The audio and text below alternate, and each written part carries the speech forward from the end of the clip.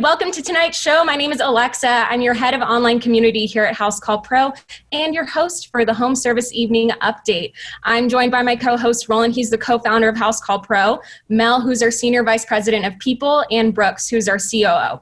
Each evening at 5 p.m. Pacific time, Monday through Thursday, we come at you live and we share the state of the world according to the home service industry. So Mel will do a quick news update and then we get into one main topic or guest. So tonight we are so excited to welcome Jack Carr. He's a retired Navy SEAL, a very celebrated author, if you couldn't tell by Brooks's banter with him in the beginning of this. He is here to share his story and lessons he's learned in both careers, and we hope you have some really actionable takeaways tonight.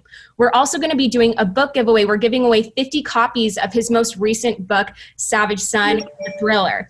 So if you're wondering where to watch past episodes, head on over to YouTube, just Housecall Pro. The top one there is the Coronavirus Evening Update. We are now on week 10 of this. So there are 10 weeks of videos there for you to watch. And if you're not yet, make sure you join the Facebook group where you can continue the discussion of all the things that happen during this evening update. Whew. All right. So Mel, over to you for our state of the world, and then we're going to get into our conversation with Jack. Great. Good evening. Thanks, everyone, for joining us. I'm Melina Fairley, Senior Vice President of People here at Housecall Pro. So please feel free to call me Mel. By way of introduction, I also am not a reporter. This is not my day job. I am the head of HR at Housecall. But I come to you every night and give you an update on the news related to coronavirus. And hopefully we bring you really timely information and inspiring guests. So personally, I'm a homeowner. I'm a mom of 4. My kids are 6th, 7th, and 8th grade, and they're all going a little bananas. And I'm also a proud Naval Academy and Marine Corps wife. So my husband, David, is a retired Lieutenant Colonel and Hornet pilot. So we are super honored and excited about our guest, Jack Carr, tonight. So here is your evening update for Tuesday, May 19th, 2020. So looking at global cases, we're now coming close to the 5 million mark as far as cases of COVID-19 in the world, and over 320,000 deaths. And recoveries are at almost 1.7 million, so that's the green number we want to see continue to go up.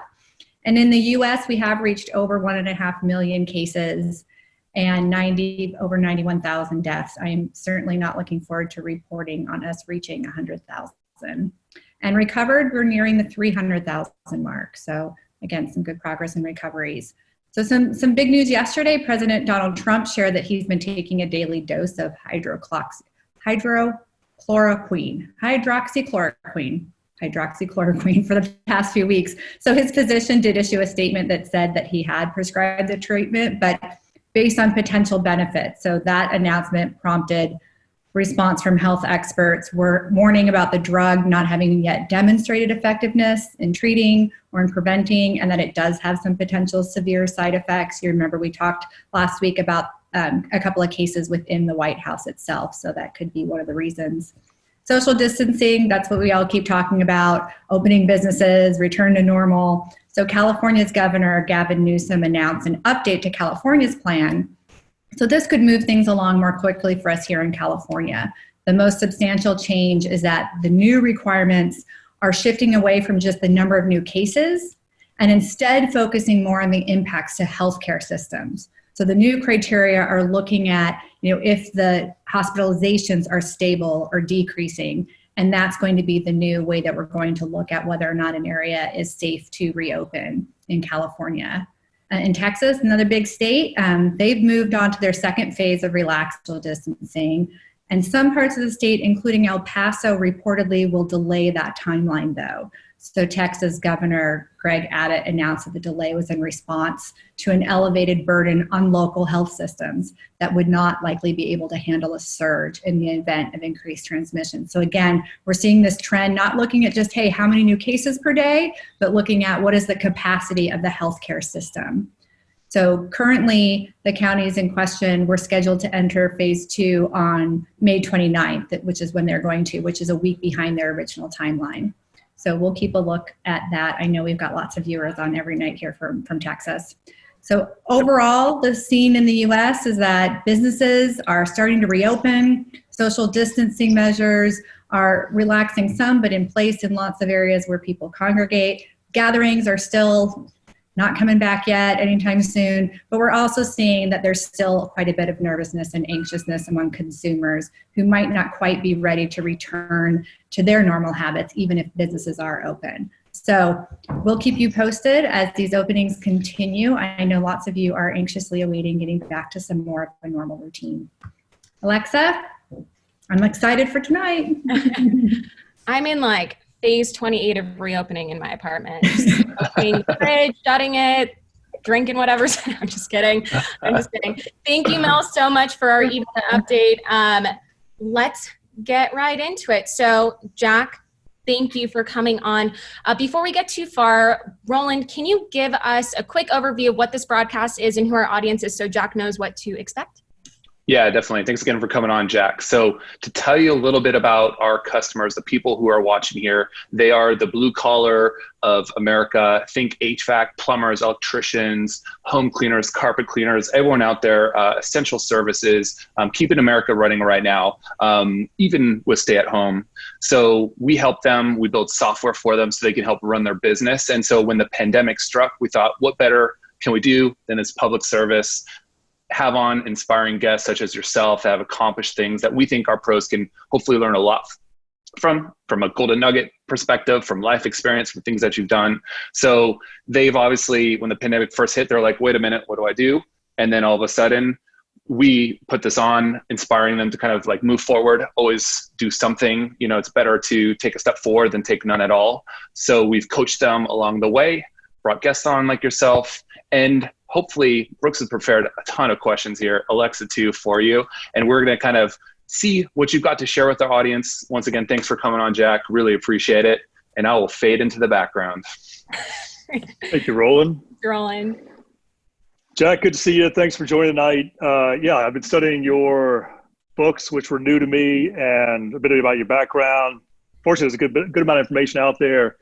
And we want to ask you a lot of questions about your model for success, about being a small business owner, right? I think you declared yourself small business owner, albeit best-selling New York author, right? Which is amazing, New York Times author. So that's an amazing accomplishment. Let's get to that one second. The first area I'd love to talk about, going back to your time in the Navy SEALs. And I have two reference points, and then I'll ask a couple questions of you. So Nick Norris is the friend we have in common, right? I think that's how we were introduced. Yeah. Is that right? That's right. Right. All right. So first time I meet Nick, it's about 3 years ago. I just moved to San Diego, and I say, why don't we get together? The guys, all the founders know you. We sit down to go have breakfast together, a cup of coffee. It turns out to be a 3-hour conversation. And I swear it's one of the most intense conversations I've ever had in my life. I mean, just unbelievable focus and questions and engagement. Like he just looks at you the whole time. Super intense. Right. And that was my first example of running into a Navy SEAL.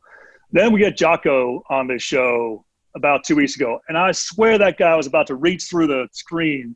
He might grab us and get after us. Yeah. Yeah, he was unbelievable. Just might do that. Yeah. But that intensity is incredible. So I really wonder from you, like, what's your view of the legend of the Navy SEAL, and what are they really like? What's that experience been like for you in your lifetime?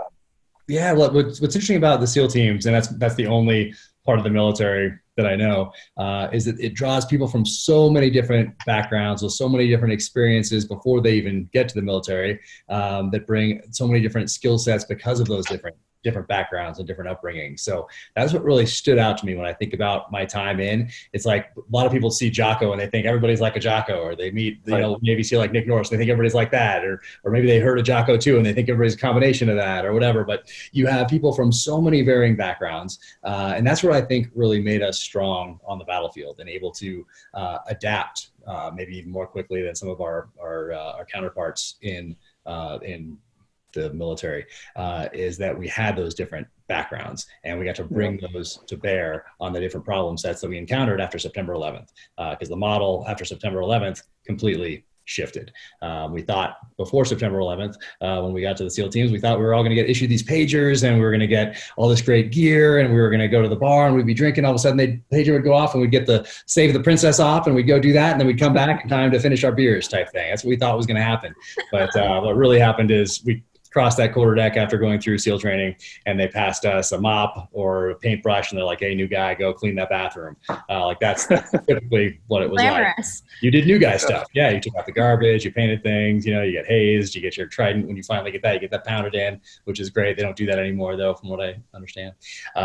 So I think that all those different backgrounds really made us a stronger force, and able to adapt, which is important in, well, now that I know it's important in business, but it's important on the battlefield, because that's what the enemy is doing to you. They're doing that constantly. They're always adapting to you. You're always adapting to them. Typically, whoever does that faster than their opponent is going to be the one that comes out on top. So interesting. So you think diversity has been a big plus and a big part of the success of those SEAL teams? Yeah, no, absolutely. Some people show up and they've never seen the ocean before. Right. You know, people are collegiate swimmers or water polo players. Other people are wrestlers. Other people are like Rhodes scholars, and they come in enlisted. And you have everything in between. So you got Ivy League people coming in enlisted, and you get guys from the inner city, and you get people from the mountains that have never even seen the ocean, and everything in between. So it's a great. All right, so Jack, let me still go from that, put a broader reference to you specifically. What makes you extraordinary? Like extraordinary that you sought that career out, and extraordinary that you've sought out a new career since then. Like, just with some background on you, and maybe if you have a superpower that you want to share with other people, we'd love to hear about it. I don't know about superpower, but maybe it's just that never quitting, I guess. Not being smart. Not a good eye? I don't know. Well, that's smart enough to be able to figure out when to say enough is enough. But yeah, I wanted to be a SEAL since my earliest memories. My grandfather was killed in World War II. He was a Corsair pilot, which for those listening, it's the plane that was highlighted on Black Sheep Squadron back in the day. So it has the gull wings that would fold up on the aircraft carriers to make room for more planes. So he was killed off Okinawa in 1945 when a kamikaze hit his aircraft carrier. So I grew up with pictures of black and white photos of him next to his plane, and the silk maps they gave naval aviators back then. He was a Marine aviator, but they flew with the Navy. And his medals, his wings, that sort of thing. So just from a very early age, those things were within view. So I'd always just look to those things. I was just enamored with them. I knew that one day I would follow in his footsteps into the military. And then also very early on, I found out what SEALs were, and found out from a movie called The Frogmen, which is an old black and white film, and asked my dad who these guys are. And he said, "Hey, they're frogmen," because that was the name of the movie. And I was lucky enough to have a mom who was a librarian and took every opportunity she could to get us down to that local library to do research. So when I said I wanted to be a SEAL and was asking who these frogmen guys are, she took me down to the local library. We did that research. And that's the early 80s when there's hardly anything written about SEALs. So you could read it all in about an afternoon. Of course, as time went on, as we got into the late 90s, more and more, and then with the advent of the internet, you can't possibly read it all today. There's just been so much written out there. But back then, there was just a couple articles. Most of them were on Vietnam. A couple of them harken back to Scouts and Raiders and the Naval Demolition Combat Units in World War II. So a couple of little mentions here and there, just like sentences, really, though. But my takeaway was that, hey, the training's the toughest ever devised by modern military, and they're some of the toughest special operations forces in the world, some of the most elite. So, were you a tough kid, Jack? I don't know if I was tough. Were you tough? Did you learn to be tough, or were you tough when you started? Trying to still prove it, I guess. I don't know. I guess we're all trying to prove something to ourselves, and this is that crucible. So how hard it is, and knowing that there's 80% attrition, that was the draw to me and to most people like me that showed up at BUD/S. They wanted to test themselves in that crucible that is basic underwater demolition SEAL training that you've heard is so hard. And by the time I went in, there was a couple little news things that showed some of the training, but there wasn't much. It was a Discovery Channel video. Now there's a few more of them, but back then there was only one, I think. And so you could see the pictures of the guys running with the logs on their shoulders and the boats on their heads, and see them doing the pool comp thing to see if you're comfortable underwater with the open circuit breathing thing before you move on to the closed circuit. So you saw all this cool training, and it was just motivation. It was just I think it did work as far as a recruitment tool, because you just raised more awareness, and you hear that, oh, this is the toughest training out there. Okay, I'm going there. So that's the draw. Now, I'm not sure how it works now, because there's so much information about all these different special operations forces out there. So I don't know if it's harder or easier to train up, because I'm sure we could Google tonight and get the breakdown, the schedule of what happens during Hell Week. And you could study that. And I'm not sure if that helps or hurts going in. Probably depends on on the individual. But the draw for me was testing myself and then going into combat as a leader. So, I recall from the Joe Rogan interview you did not too long ago that even when you were in the military, you were reading all the time, you were researching all the time. Like I think you said, I didn't watch a movie, I didn't play a video game. Instead, I was always just doing research on my next career, essentially. So tell us how you went from the world of going downrange to now going into a world where you write books and create this extraordinary character. Do you want to give us a background on that? Yeah, so it wasn't that I was researching my next career. It was all the research I was doing and just the normal reading that I was doing helped as I made that transition. So I'm studying warfare, I'm studying terrorism, I'm studying insurgencies, I'm studying counterinsurgencies, and you can see these bookshelves behind me here. There's and a lot of those go 3 deep. So there's a lot of books back there. I don't throw books away, and I've been collecting them for a long, long time. So that research that I was doing, studying the enemy, studying after action reports from the units that have been there before us, units operating in different parts of Iraq or Afghanistan, then reading the books that were coming out by academics on terrorism, on these different cultures, on the Taliban, that sort of thing. Anything that would make me a more informed and better operator and a better leader. So I was doing all those things. So that was helping. I didn't think of it in these terms at the time, but that was helping lay the groundwork and the foundation for what I was to do later. Because I was also reading fiction. That was my escape. So I don't typically have a nonfiction going and something on the fiction side of the house going at the same time. And same thing growing up. There was not much written about SEALs. So a lot of what I learned came from the pages of fictional thrillers by guys like Tom Clancy and Nelson DeMille and David Morrell and A.J. Quinnell and J.C. Pollock and Mark Olden and all these guys in the 80s whose protagonists typically had some sort of special operations experience in Vietnam.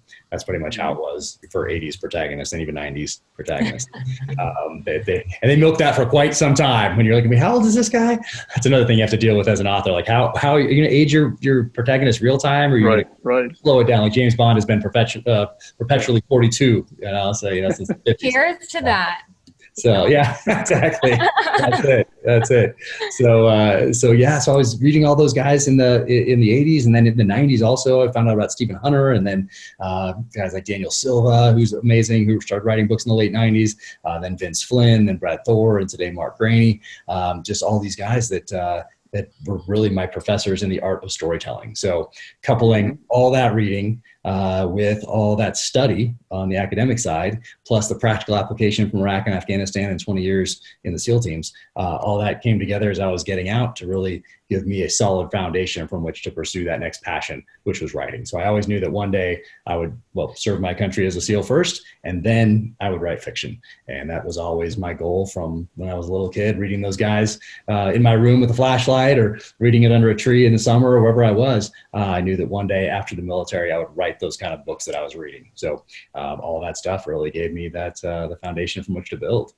That's awesome. Jack, can you show our audience one more time what your bookshelves look like? Can you give the full view? There we go. So there, and I won't go too far down because the floor is covered. Stuff.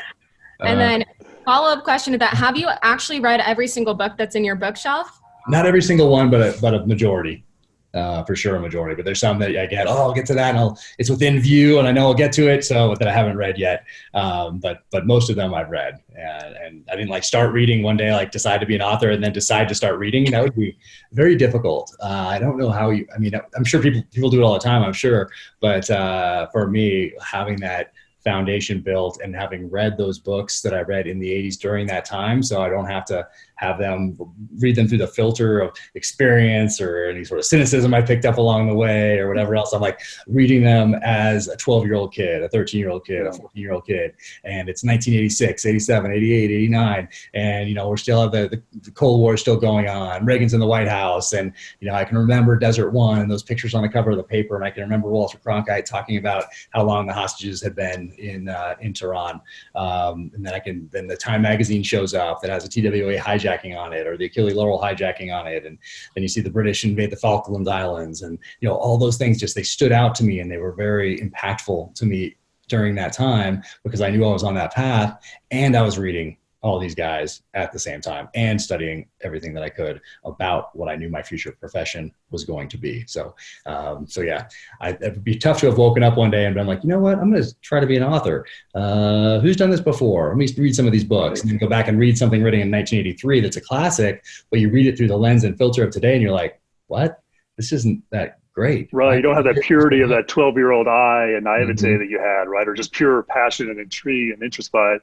Well, so it's interesting. So you've always been intentional about becoming a writer, and here you are. And I'll say you're a small business owner because, our pros are typically 1 to 10 person companies out there, right? Owner operator out to, I've got a handful of employees doing the hustle every day, grinding to provide for their families, to be a leader in their community, and to grow and learn all the time. They always have that learning mindset, at least for the ones in particular that show up in this kind of venue. They're saying, hey, how do I keep investing in myself? So we'll get to that in a second, but I'd love to know, like, how did you had this vision of being an author, and you think about yourself as a small business owner at this point, right? What was the biggest challenge for you to bridge from being in the military to then actually making it to being an author, actually being an author and getting published? Yeah, I think it was realizing that it's more than just writing. Because in my head growing up, you think military is one thing, writing's another. You live in this cabin in the mountains and you write something and you send it to New York and maybe you edit it a little bit and then you move on to the next writing project. Like that's what I thought. I had no idea. Growing up, I wasn't thinking about marketing and branding and co-branding and budgets and everything else that goes along with any business somebody's going to start, whether it's a coffee shop or whatever else, doesn't matter. You have to think about all those things. And I didn't realize you had to think about any of them. And today, you, of course, have the social media side of the house also, which you can to leverage. And I look at it as a positive in order to reach people. But I didn't realize any of that was part of it until I started. I mean, I knew I needed a website. I was like, okay, how do you hire someone to build a website, whatever. But as I crept closer to publication of the first novel, The Terminalist, it became more and more evident that, okay, this is not just writing. You can look at it that way probably, and I'm sure a lot of authors do. And those are probably the authors that also complain about their publicist, complain about their publisher, complain about the marketing team at their publisher, like all those things. And for me, I looked at it as, hey, this publishing house, Simon & Schuster, has made an investment in me. They don't owe me anything. It's good for them if it works out, but you know what? There are thousands of other authors out there under that umbrella, and only a couple of them are going to make back that investment. And kind of like the movies, like the Avengers movies makes it back for all the other ones that win the Oscars that no one ever goes and sees or means to go see, but never does because they're not that exciting or whatever. There's those some that make it back, make all that money back for all the other ones. Same thing in publishing, like Stephen King and Brad Thor and Lee Child and James Patterson, like those guys make it back for all those other books that don't sell very many copies. That's how it is. So I looked at it like, okay, I just had an awakening. Probably not one day, probably slowly as I started looking at social media, knowing I had to do that. So kind of getting on there well in advance and studying it and looking, okay, this is what I like, this is what I don't like. This is how can you leverage this in a positive way? Like it's a tool that's out there, just like any other tool that's out there. But I studied it. And as I got closer to that publication day, I realized, okay, this is a small business. And I'm gonna have to do the things that every other small business has to do. I can't just be like, oh, I'm a writer. Wonder what's my publisher doing for me today or not doing for me today. No, I'm gonna take ownership of all of it. And I'm gonna knock it out of the park. And I'm going to set a new standard and do it better than anybody else out there. That was my goal. But I don't know if that sounds strange or not, but that's kind of how I viewed it. So social media was a big part of that, but also understanding like, oh, look at these other companies out there who have been very successful that have leveraged the new media. Like Black Rifle Coffee, I had some friends, some veterans that got out of working for in the Army or working at the CIA, and they got out and started a coffee company. It could have been any company though. Happens to be coffee because that's what Evan Hafer, that CEO, is passionate about. And then what they do, they leverage the new media. They leveraged YouTube, they leveraged Instagram, they leveraged Facebook. They embraced this new media to build out this company and relationships with other companies that were on brand. So I thought, no one's ever done that in the publishing space before. What if I take a couple of those lessons and make them my own and apply them to writing and to the publishing space? So that's what I did. And it wasn't just them, it was a few other ones as well. I just kind of looked out like at Apple. I looked at Apple and I looked at how I get my iPhone and how that is an experience to get that. It doesn't just come in a manila envelope. It would be a different experience. Same product, but it shows up in a manila envelope. Maybe it's padded. Okay, wonderful. Or it has those little things, those gray things, and you open it and go all over the place. That's a different experience. Now you're mad. Instead, it comes in a beautiful box, and you open it up. It's very simple, and it's so good when you're opening it. It's great. Exactly. All around like Christmas. Yeah. So no one's ever done that with books before. And I thought, why don't I make getting this novel an experience for people that are influencers, that are on brand, and then some other people that have just been fans from the beginning. So it's not just seeking out those people that might be able to help. It's also people that jumped on board from the beginning that don't have a following also. So it's kind of spread out. But I want it to be an experience for them to feel special, whether they have 20 million followers or they have 10 followers. And so they get a box that's branded, that has some stickers and stuff inside, and you open it up and it's different than the other. So right away, Smart. They have a better feeling about the product. Even though it's the same one that could have just showed up in a manila envelope, instead it's special and it's different. And they've never gotten a book like that before. And now they're kind of coveted now that I'm working my way up. Now people really want them. And it's not easy setting those out. The other part of that is just like the best in the world make it look ezy. You have to make it look easy. Also, you share tribulations, you can share failures, and all that sort of thing. I think you have to make what you're doing. And if you love it, it's easy, even though it's so much work behind the scenes, like to do one of those boxes or one of those stickers or one post or one this or one, that's a ton of work. But that's a lot of care you're showing. I mean, what I love about that story, there's a couple things, right? One, you're being really strategic and intentional about the work. You're showing this profound care for your customer, right? Whether it's the influencer or every reader out there, you're showing a lot of care. We talk about that with our pros all the time, right? They obsess around the customer experience because they know that's the path to winning. And it sounds like you do the same thing. Well, let me take a step forward then and ask you a question.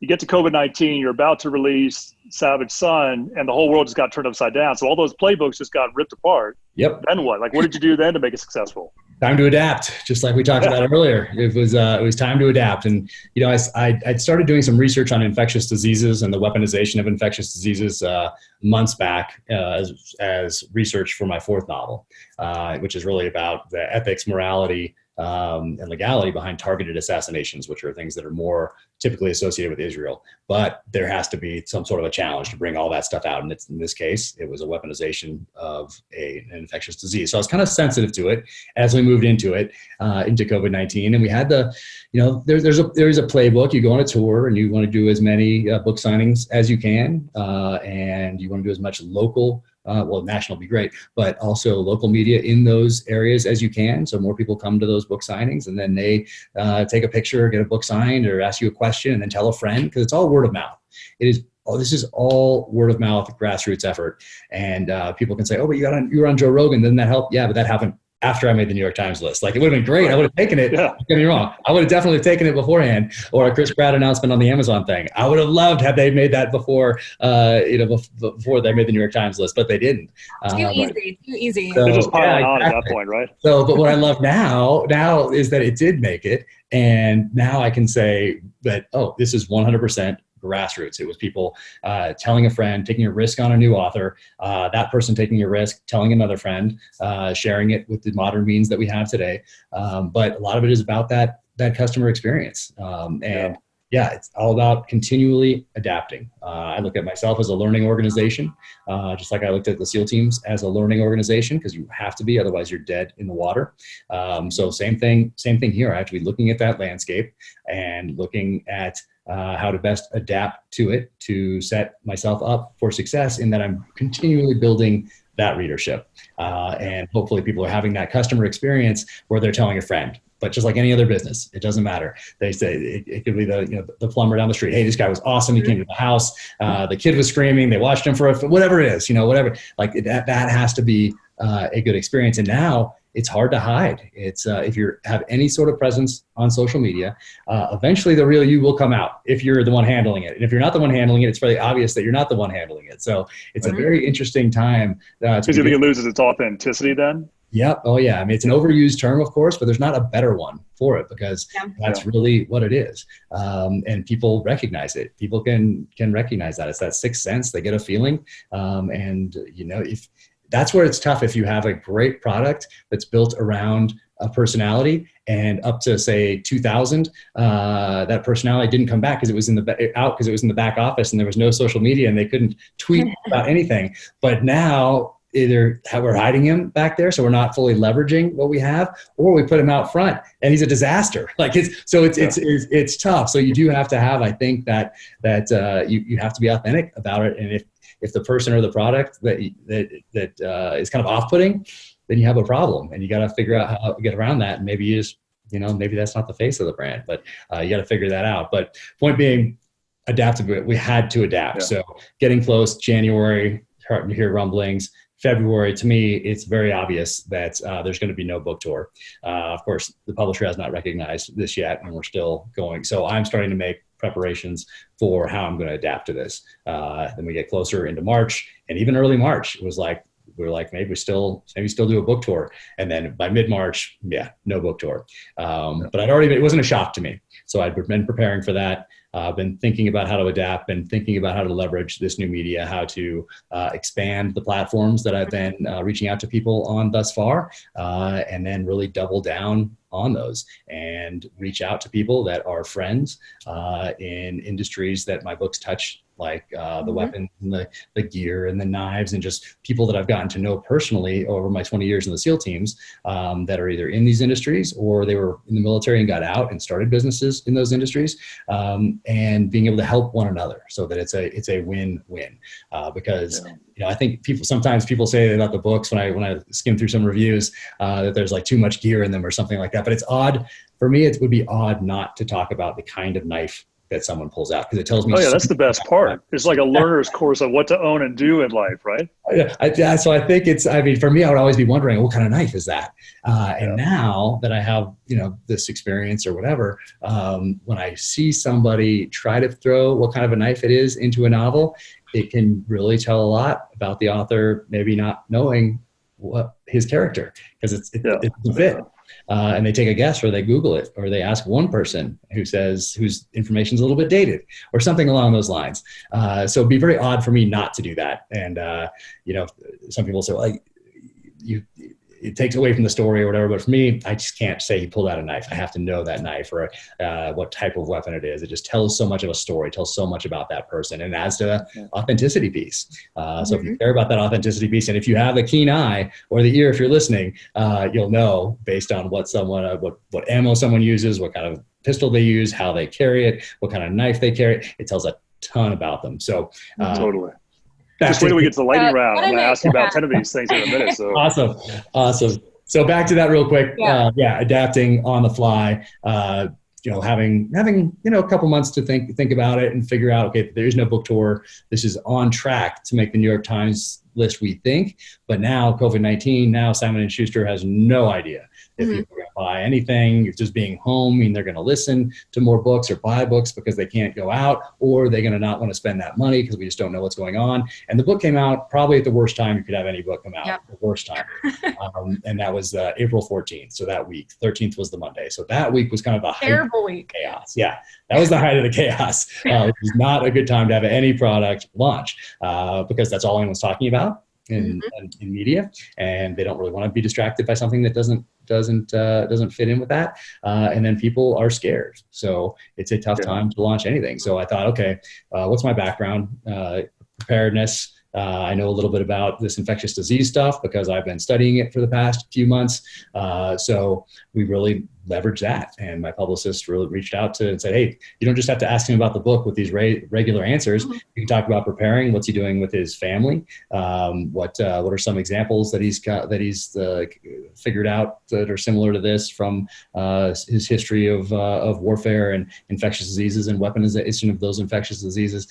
So we added all that to it so that I wouldn't just be going on these shows talking about, hey, my new book, enjoy it, or whatever. Next in the James Reed series, it really became like you're a subject matter expert on, and it is connected to the books because the protagonist is a former Navy SEAL sniper and he has this background that's similar to mine. So it all kind of fit together. So we did all that the podcast, reaching out to these different companies that I've been involved with for years through personal relationships, for giveaways and little contests with guns and knives and bows and that sort of thing that are all used in the novels. So really wanted to make it an experience for people, something that they could do, they could win, and get to know me and the books a little bit better along the way. So awesome. what I'm picking up from this, first of all, no matter what time we are in, whether it was pre-COVID, during COVID, or after, don't be the manila envelope. You are not that in your business. Do not package yourself as that. That's what's going to help you stand out. And the other things I picked up on, no matter what time it is, always keep your eye out for opportunity. Always be aware of opportunities to pivot your business, just as Jack did with his book launch. We're all kind of going through those things right now in our own respective way. So I think just keeping your mind open and being adaptable, and not being the manila envelope. That's how you guys are going to remember. I wrote that down. Manila envelope. I love that. Yeah, I hadn't thought of it in those terms yet. But yeah, same thing on the battlefield. There's chaos in that opportunity, or there's opportunity in that chaos. And just as anything in life, there's definitely, you have to search for that opportunity. The enemy's looking at it on you, and you're looking for those gaps on them. You're looking to take advantage of momentum. So there's all those different things that you do on the battlefield. You do the same thing in business. And then in writing in particular, all those things I did on the battlefield, I do on the written page, but I don't have to decide them in seconds. I have like a year to figure out these things, or think about the other great thing about writing is, when you walk away from an argument or something, or someone makes you mad, you walk away, and 10 minutes later, you're like, oh, the perfect thing to say would have been this. Yes. Oh my gosh, in every conversation I've ever been in. Well, as an author, you get to do that every day. So it's so great. And you get to think, like, 2 months from now, I can go back to something I wrote today and fix it and be like, it would have been so much better in that situation if he said this. So you can do all those things in the fictional world that you can't do in real life, because you're always, or for the most part, most of us anyway, are a couple minutes too late thinking of the perfect thing to say.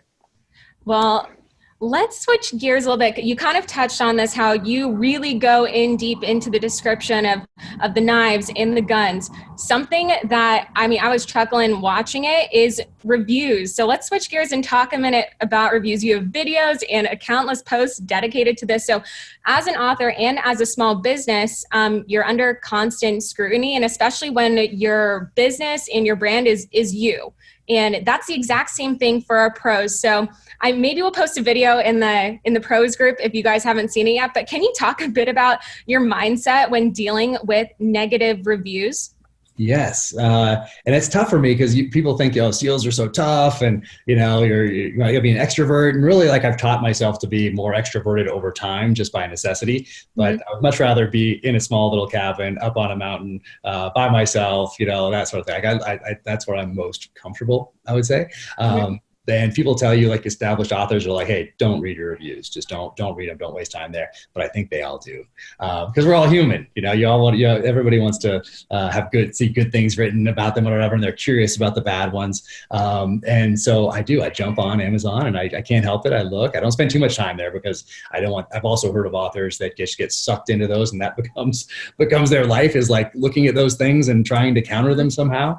But for me, I looked at, hey, how do I turn these negatives into a positive? And I looked at how these negative ones are typically there's two types. There's the ones that say, hey, too much gear. I don't need to know that he wears Solomon boots. I just need to know boots. Is he getting paid by Solomon? And the answer is no. That's what keeps it so authentic to this point. I'm so connected to this gear, and I was before the military, during the military, and I continue to be connected to it today because of the things that I do with my family. So it's just, I've been offered sponsorships or whatever they call them, but I've just said no thus far, just to keep it authentic, so everybody can know that if they read something in my book that the protagonist is using, that it's probably something that I use and trust. Opposite of that holds true too. If the bad guy's using it for some reason, or somebody that's a buffoon is using it, well, it's probably not something that I use in real life. But once again, these are all just character development tools. There's those ones, and then there's the ones that are like, it's crazy white wing lunacy, which is really, I look at it as more of like a libertarian type thing, which is probably more of where I fall on any sort of a spectrum. I just want people to leave me alone. Stop taking my money, leave me alone. And I just don't. There's a great book called 3 Felonies a Day, which is right over here on my shelf, and it's one of my most gifted books. And it talks about how the average person wakes up and goes to work in the morning and comes home and puts their kids to bed, and in the course of that day, they've committed 3 felonies, unbeknownst to them, because there are so many laws on the book. So they never take laws off. They just add them. They have these bills, they add them, and the American Bar Association can't even tell you how many. So it's more of really that mindset. So when someone's looking at it as like, oh, this is right-wing conspiracy, blah, blah, blah type stuff, it's really not that. It's just that, politicians are good villains, as we can see if you just go turn on the news out there. No one knows which side to trust, what doctors to trust, what organization to trust. It makes it very uncertain for everyone. So you did those. Those are the two types. So I thought, how do you turn these into a positive? And I think that those negative ones sell more books probably than the positive ones, because someone reads those because they're kind of fun to read. And someone's like, oh, wait a sec. This is a lot of gear is talked about in here. That's my thing. I'm going to get this book. And then he gets it and tells a friend. Meanwhile, the guy that wrote it has already bought it. And I don't know why they keep reading it past the preface. Like in the preface, I am very clear about like what's going to come ahead here. And don't be shocked. So But and then they also take the time to go slag you for it in review. They like it more than they want to let on. Like maybe, I don't know. It's just some people I think are just programmed to be miserable.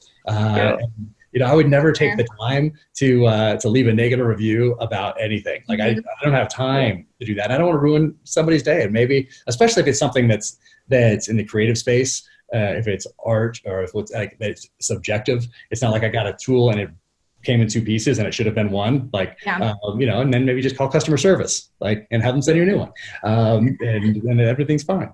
But people take the time to write these lengthy, horrible, mean-spirited reviews.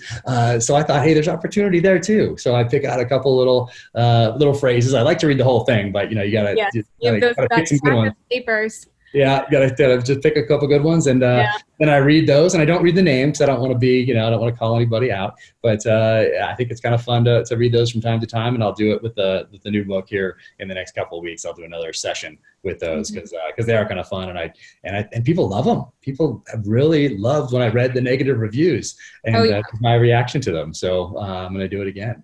So what do we know about that, Alexa? Yeah, go ahead. Yeah, there's some things that I pick up here that are really actionable for our pros. First of all, it's okay to get negative reviews. That humanizes you. I would feel kind of suspicious if someone had like raving all 5 stars. I'm like, your mom wrote this. No one actually read this or used your service. I might go for the guy that's like 4.7 stars. So it's not the end of the world, and really like reclaiming your power over them and not letting the negative reviews get to you. That person maybe was having a bad day. They may have just decided to take it out on you and your tech. So I think that's really important to remember. I think it just like humanizes you. And if you go and watch Jack's video on his YouTube, he sits there with the papers and like reads them off. Maybe that's cathartic. Is it cathartic, Jack? Would you recommend it? It's fun. It's fun to do. And then you don't read them and be like, I'm going to explain this to you. Like, I'm going to change your mind. Like, no, not like that. No. You just have to have fun with it. And, like, hey, and then some of them are legit. I'm like, yeah, okay. They're fun. You just kind of make it a fun little game, and it's cool. People seem to like it. So I'll continue to do that as well. So I was kind of got to find that opportunity there and twist it around and turn those things into positives. And hopefully that's part of because it's more than just a book. Like it's not like that's the product, and that's what I'm passionate about. And I love writing. But everything that is behind that book, that journey behind that you can now share that you couldn't have shared in the 70s or in the 80s or in the 90s, that journey to get there, where you can also lift people up by talking about that journey, sharing that journey, giving them a little, because I had no idea, how did David Morrell get First Blood in 1972? Like back then, I have no idea. I can't just log on and look for like a review. I have to go to the library and maybe find something from a newspaper clipping about it when it came out, 25 years ago when I'm going, like, it's just harder to do. Today, it's so easy to do that sort of thing.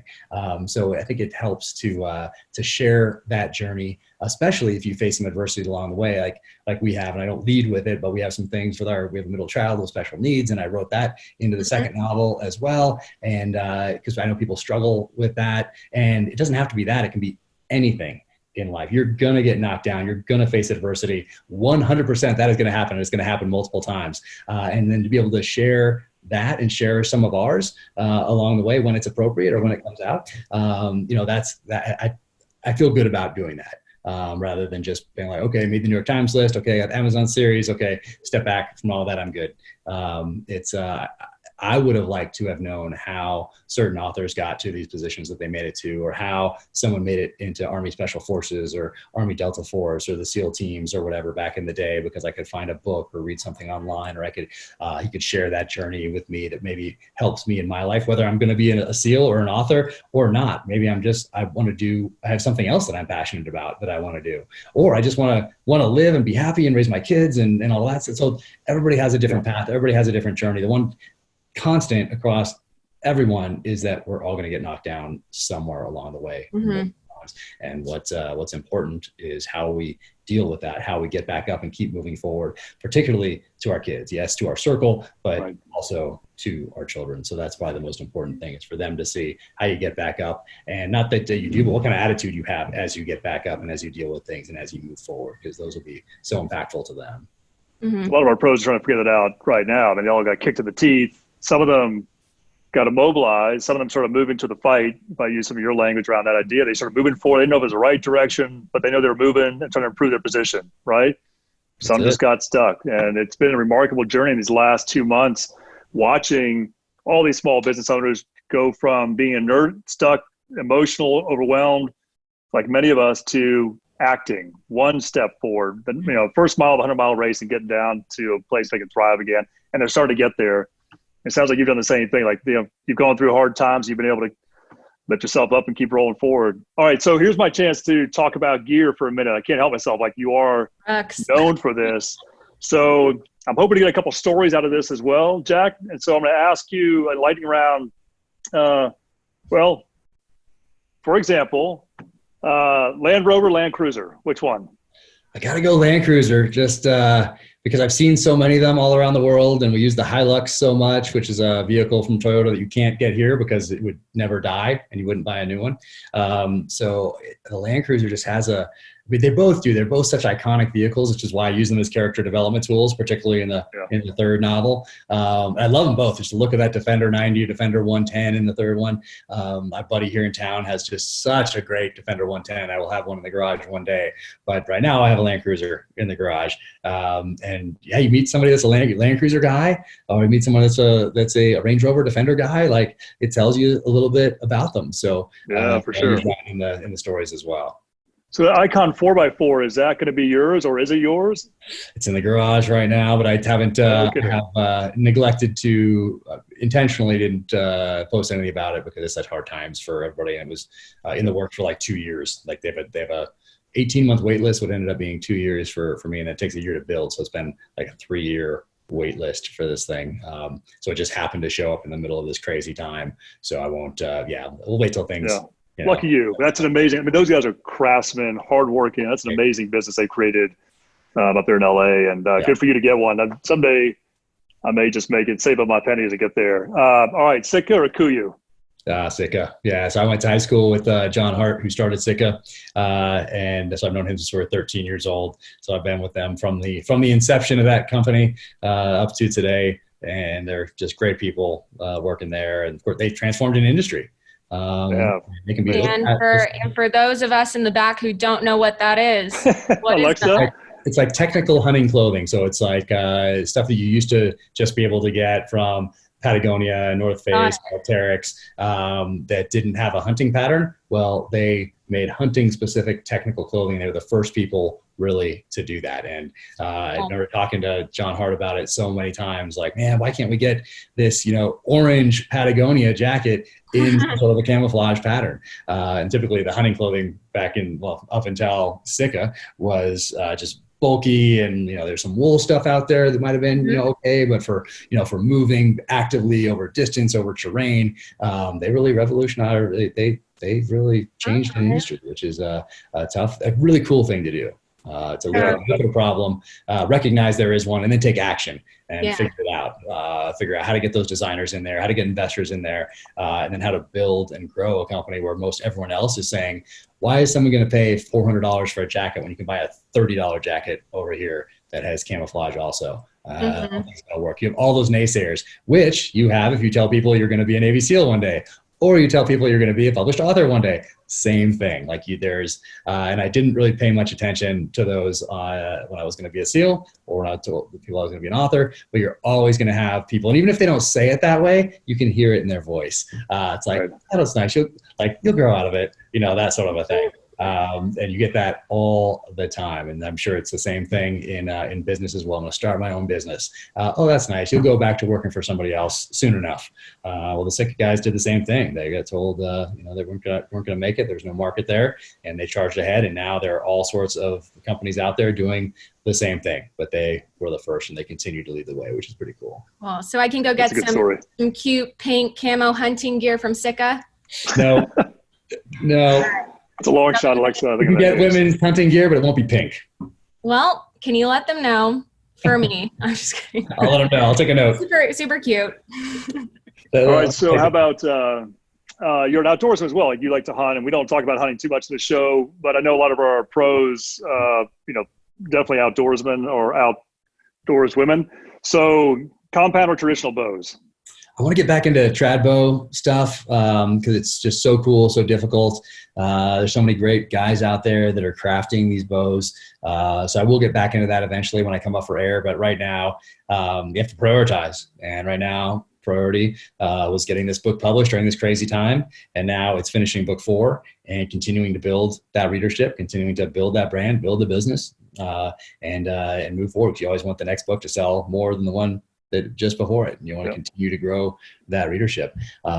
So right now it's all compound bow stuff, all modern, but eventually I'll get back to the trad bow stuff. And I incorporated both into the third novel as well. And I thought I was going to be able to get out and do some training on the trad bow with some pretty serious people before I wrote the third one, but it just didn't happen. Yeah, you got it. That was a great piece in there. That you're getting both sides of that deal with no obvious winner, who's right or who's wrong in that. That's a heated one. Okay, 45 or 9mm? Gosh, growing up, you just love that 45. There's so much that 1911, the history behind that, and it's just an iconic pistol. And there is one right there. Boom. So it's right there. But I'll tell you what, I carry 9mm every day, and that's just and also character development tools. I use those as character development tools as well, because there's that exact debate: 9mm versus 45, Kydex versus leather, Defender 110 versus Land Cruiser. There's all those things help develop characters, and are fun for people that know those little subcultures, because there's people who are so passionate about their Land Cruisers or their Defenders or their 9mm or their 45. But for me, it's 9mm, because that so much time, energy, and effort have gone into the design of modern 9mm rounds. That's what I do. All right, so one more question. I know then we have some Q&A that Alexa wants to lead. So my last question would be, what are you reading right now? What are the 2 or 3 books you have in play? That is great. I have it one right here. So Rise and Kill First. This is about Israel's targeted assassination program. So it's really a history of Israel, because they haven't been around that long. You can see all my notes right there. I've taken to writing them on, because I was just taking so many notes that I have yellow stickies in there. But this is fantastic. Absolutely loving this book. But yeah, it's really a history of Israel. But the subtext is it's a history of targeted assassinations through Israel's lens from the inception of the country to today. So that's reading that one right now. And then I always have a little something else going on. So I opened this one for the first time today in 30 years. And it's called Marine Sniper by Charles Henderson. And that's because tomorrow is Carlos Hathcock's birthday. And he was a sniper in Vietnam who became legendary. I think years down the line he became. And he was always legendary just in these small niche subcultures. But in the 80s, really, he was kind of rediscovered with this book that immortalizes him, and is in magazine articles and got interviewed and all this sort of thing. But he passed away in 1997, I want to say, 99. But so I opened this for the first time in a long time, because tomorrow's his birthday. So I started reading this again today, and I hadn't read this since summer of 1986 or 87. So once again, it brings me right back. And interestingly enough, the quote that they use in this to start the book off, and I haven't opened this in 30 some years, it's still my original. It was 2 back up there. It's a Hemingway quote that I start off Savage Son with. So that was just kind of crazy today. So those are the 2. So right now it's mostly I'm into the research, continuing to research as I'm writing book 4 because things pop up. Even if it's just a sentence you want someone to say or think they need to say, you need to have some background on that and obviously make sure that it's right. Or if it's wrong, make sure you know why it's wrong, if that's intentionally put in there. But it's like continual research as you're going, writing these things. Mm-hmm.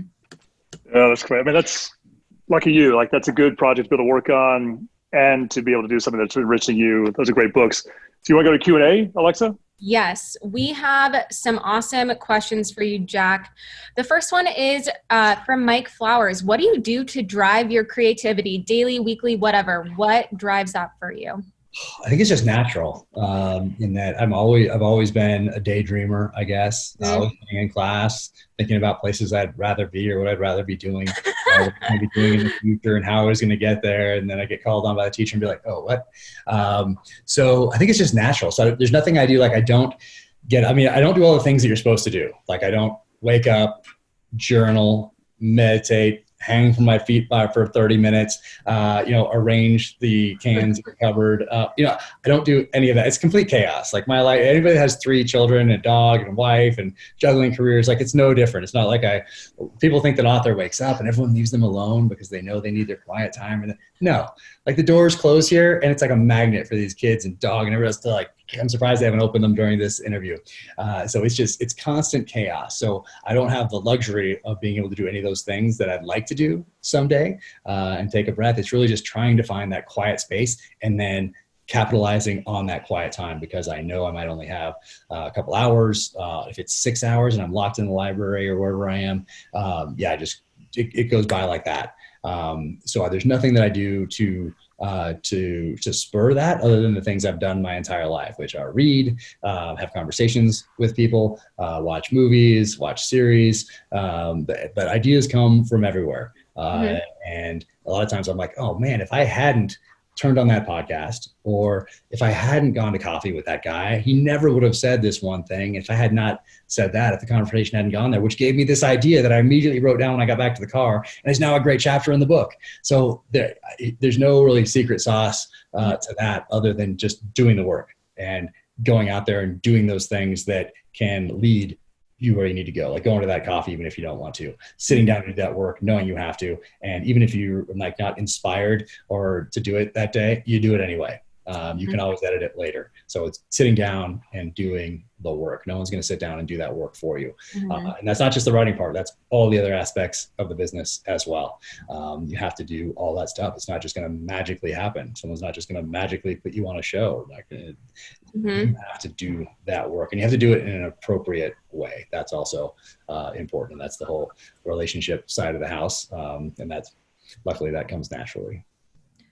That's great advice, especially fellow daydreamer, fellow not good at sticking to a morning routine person, note taker. I feel like all of our pros are the same way. So you heard from Jack, you have to be intentional with the time that you create for yourself and maybe do the things that you may not want to do because it may lead to something really great and spark your creativity. That's why during these interviews, I'm constantly writing down notes. It's where I'm getting all my ideas. Nice. Thanks, Jack. Absolutely. But, podcasts are a great tool. Like if you don't know someone in a certain space or, like, man, it'd be great. Today you can sit down and have coffee with that person by pouring yourself a cup of coffee at home or driving somewhere in your car and listening to them talk with someone else. And you're the third person in that conversation. Right now it's us, but there's also one other person in this conversation. And it's not just that one person, it's all those other people that think they're that one person because it's so intimate and so honest and so open. So you can have these great conversations with nuclear physicists or botanists or writers or sculptors or, whatever it is, economists. And you can have that conversation by being that third person with your coffee as you're driving, listening to them down the road. Or have a pen and paper close by or be able to take that voice memo. So that's important as well. Write it down. That's great advice. Kind of in the same vein, what social media source do you favor the most and has seemed to be the most productive for you and your business? From Jim Brewer. Yeah. So I did my research ahead of time, like I was talking about. And for me, it's Instagram. And that's because I saw it was an underutilized space for authors. And I also realized that, hey, a lot of authors don't have this background that I do that lends itself to being able to share that journey and share those photos. So I'm very lucky that I had that military background. But I also only post one of those a week. There's 6 other days where I post something of value. And for me, I thought, okay, I kind of missed the boat on Facebook. I never had any social media in the military. And just as I was coming out and I was starting to look at these things, Instagram was the one that I thought, okay, this is the one that I can use. And I won't just be copying someone. I'm not just jumping in and like doing what another author does. There's really, authors have Instagram, but they're not, I think they underutilize them. And I saw a unique opportunity there to leverage that platform in particular. And for me, I run them. So I have someone that builds any graphic you see, that is definitely not me. Like, all that stuff, no, I have a graphics guy. He's awesome. He's amazing. Helps me with all the marketing vision and all, like, he's great. But I can't put any of that together, but it's me posting, me putting together those copy, me responding to people, which up to this stage has been so important. Because that's my customer. That's my person walking in the door, whatever business it is. And for me, I have a picture of a general store in small town America walking in and asking me a question, like, how do you get to the interstate? And I give them directions in a very pleasant way. They come in and they want to buy a 6-pack, or they want to buy a candy bar, or they come in with their kids and looking at the popsicles or whatever. And you treat people on social media the same way I would treat those people that come into my store. That's my storefront, whether they're buying nothing or they're buying a lot of stuff, or everything in between. Like, I treat them all the same way. Just like if someone walks in, but I also block people. If someone comes into your store and starts yelling craziness, well, you know what? They get tossed out. And same thing on social right to refuse service. Yeah, exactly. So for me, it's been Instagram because the visuals are so powerful, because I do all these things in the outdoors, because I have that background experience, because I have these relationships with other companies that are also very active on Instagram, and they're authentic and they're real relationships. So all that is kind of part of that web. But I'm also on Twitter, which is but all these people, there's very little cross-pollination between those platforms. It seems like people choose one and that's kind of their thing. There's some, but not much. So Twitter seems to be a different animal. So I do tailor those posts differently than I do to Instagram. And then Facebook, 3 was just too many. So I just have a repost from Instagram, and sometimes my graphics guy will do something special just for Facebook, but I don't even know how to log in. It just reposts from Instagram because it gets too crazy trying to respond to everybody. And I'm just at that stage where I can't respond to everybody because it's taking so much time. But I feel so thankful to everybody that has taken a risk on me as a new author and told a friend, like, I try my best to get back to everybody, but it's getting to that point where I can't do that anymore. But not yet. I still try to get back to everybody. At least give them a little heart, Yes. I saw it, and I appreciate them taking the time, whether they bought the book or not, but the time to jump on, either follow me or to make that comment, especially if it was thoughtful. And the way I look at it, I'm also trying to provide something of value. So it's not just a promotion every day. Hey, my new book. Hey, let me tell you about my new book. Oh, this one just came out paperback. Like, yeah, you do those things in an appropriate way. But for the other 364 days a year, when you're not on publication day, I'm trying to offer something of value and share a little bit of my experience with people because when the book comes out, then maybe they actually will buy it. Something that I like that, so those other 300 days that you're not selling or promoting your book, something I like that you do on your Instagram is you are honoring all the people that came before you, whether that's military or literary. I think that's really special. And I challenge our pros here to find what that special thing is. That's just one of the things Jack does on his Instagram, but you don't have to be all posting pictures of units or before and after pictures. People like seeing people buy from people, and they invest in you that way. And I think Instagram is so seriously underutilized all across the board by not only small businesses, but especially the home service space. When your new customers, that's where we live. I don't have a Twitter. Like, I really am on Facebook because that's where the majority of our pros are. Like, Instagram's the place to be if you are not on there yet as a business.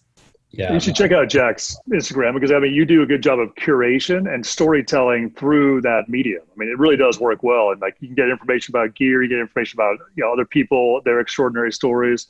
There's a lot going on there. You really have put a lot of thought into it, clearly. And that's all you doing that, not your team? Yeah, my team consists of my marketing friend, Perfect. who's a son of another friend of mine, and he's amazing. So that team, and then we also have David Brown at Simon & Schuster, as a publicist who does all like the bookings and all that stuff for talks and that sort of thing. And then we have the big machine of Simon & Schuster. But that through that tactical level plan, that's me and my marketing guy Garrett, who's amazing. That is awesome.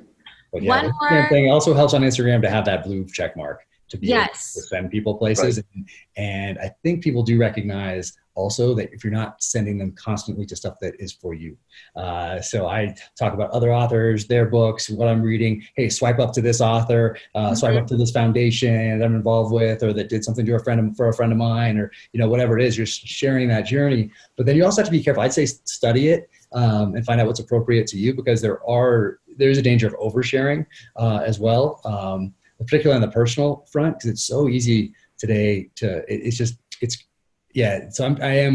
so you'll notice that I don't post pictures of my family, that sort of thing. I talk about them all the time because it would be unnatural not to, but just faces and that sort of thing. I don't post, let them decide whether they're going to want their face out there forever.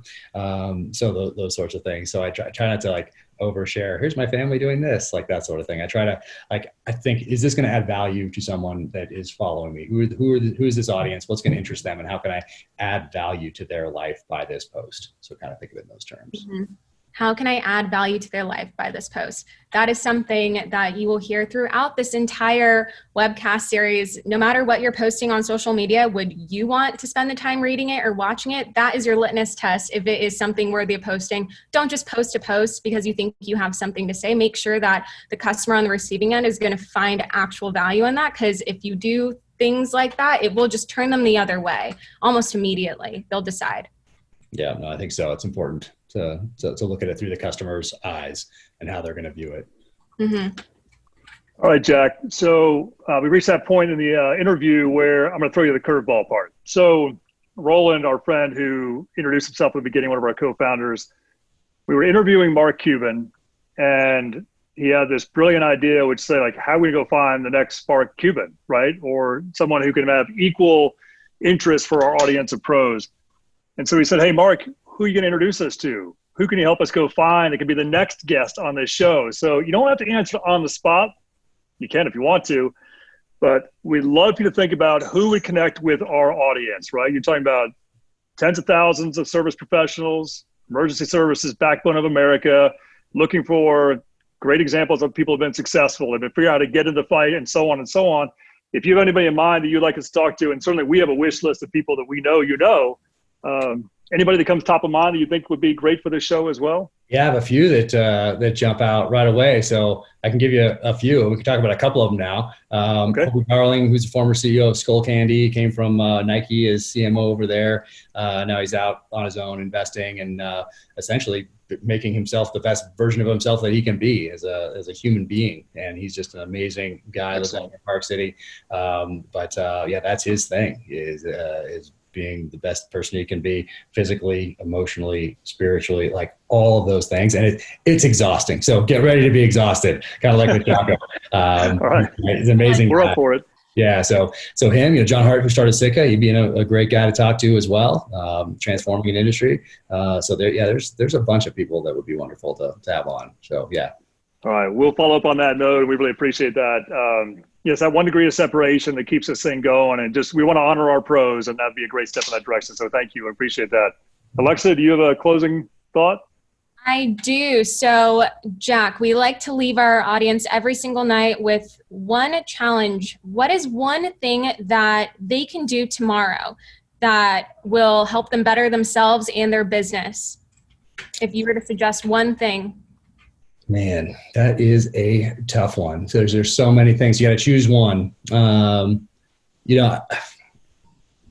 Goals are tough because it's really, getting there, and there's so many things that you can do along the way that branch out, that take you in directions you never thought you would go, but you got to take that first step as well. So you can't just not move and be frozen in place. Like that's a dangerous thing. So there's so many things I want to say and share, but I'll say have a goal. Yeah, write down write down something, whether it's personal or professional, and give yourself a time limit. For everybody, it's going to be a certain amount of time. It's a month. Is it 6 months? Is it by this time next year, I will have done this. You can start building out from there how you're going to get there. But you need to hold yourself accountable. So you need to write it down. If you don't, it's like, okay, I can write it down in a couple of weeks and then I'll start. No, write it down tomorrow and start getting after it. That's not going to happen without you doing that, without making that conscious decision. You can put it up on your board or tell your spouse, but tell your spouse, write it on the board. That's better.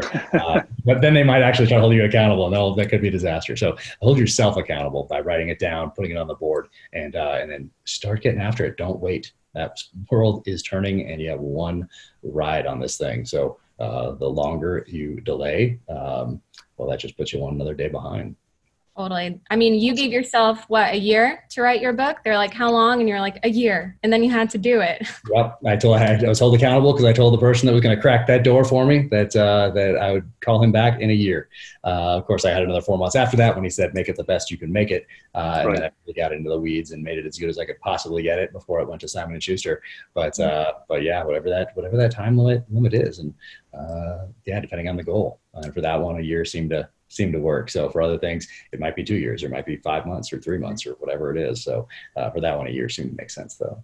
Hey, Alexa, what's the deal we're doing with the books on this?